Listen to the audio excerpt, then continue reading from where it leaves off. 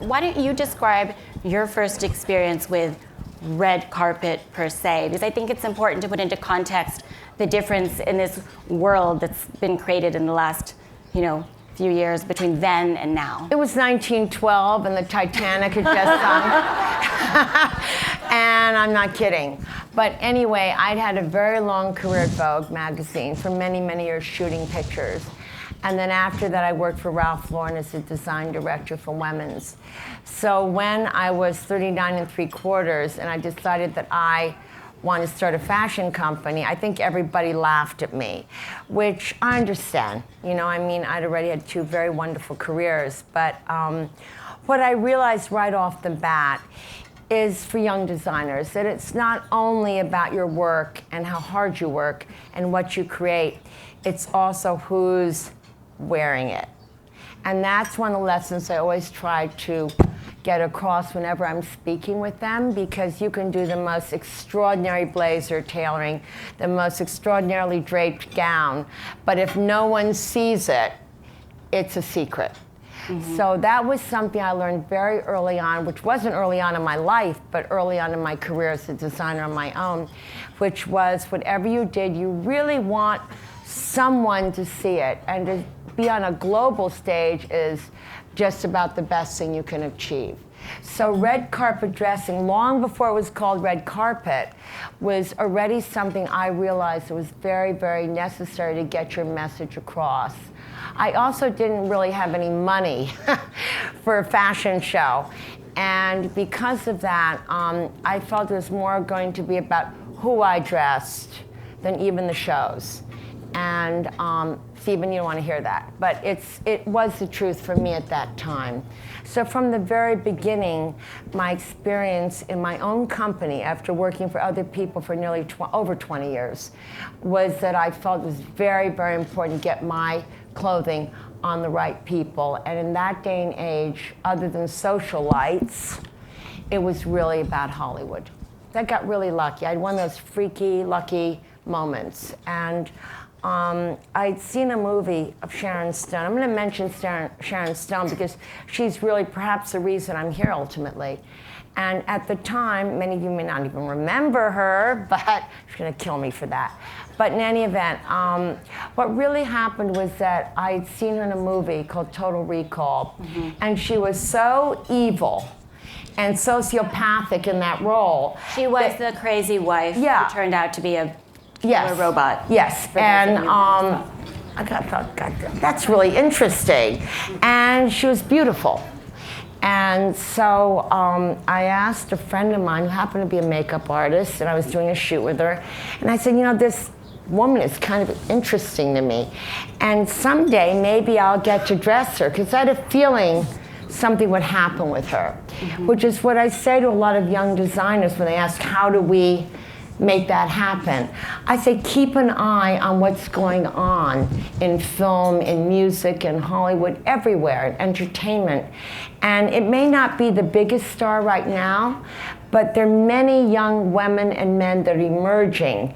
And that's the time for you to really notice them. Before they sign with major companies and get huge deals, that is the time to find them. And I think that in the case of Sharon, we met through this young woman, and we sort of just made this pact that if she ever got to the Oscars, and if I was lucky enough to still be in business, I would want to dress her. And I ended up dressing her after Basic Instinct. And it was just one of those insane moments where it was the right girl in the right dress at the right time.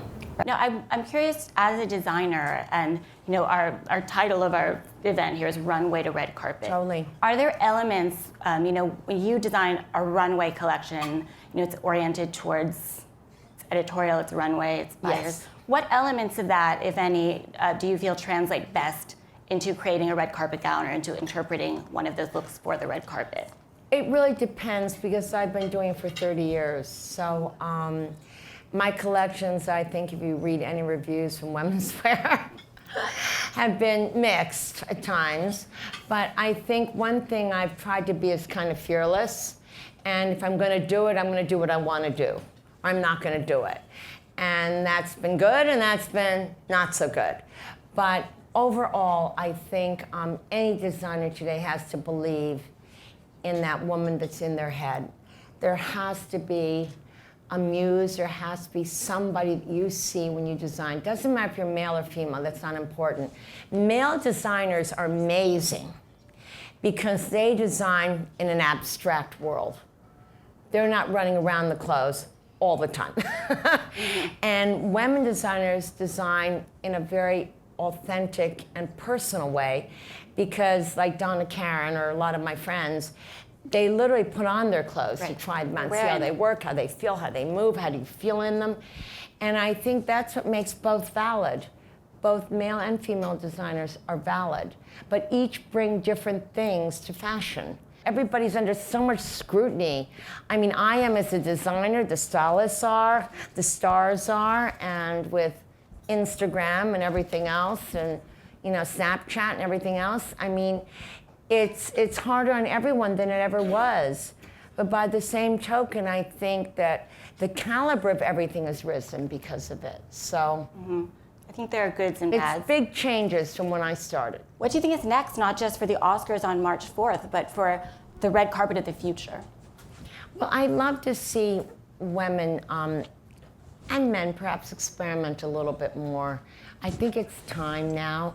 And believe me, if anyone understands what's weighing on all of this, I mean, the right look and the right moment and the right magic can enhance an artist's career. And a bad moment, some of which I have had, can be very destructive. So that responsibility I never, ever forget about whenever I dress anyone, whether it's Nathan Chen at the Olympics or it's Meryl Streep. Thank you. I think that you have an innate responsibility to your client, and the stylist works so hard to make sure that moment is magical for them and recognizes their individuality. And I think that we all realize the seriousness of it. But at the same time, I think it wouldn't be the world we're all in if we didn't experiment a little bit more. So that would be something that I would love to see going forward.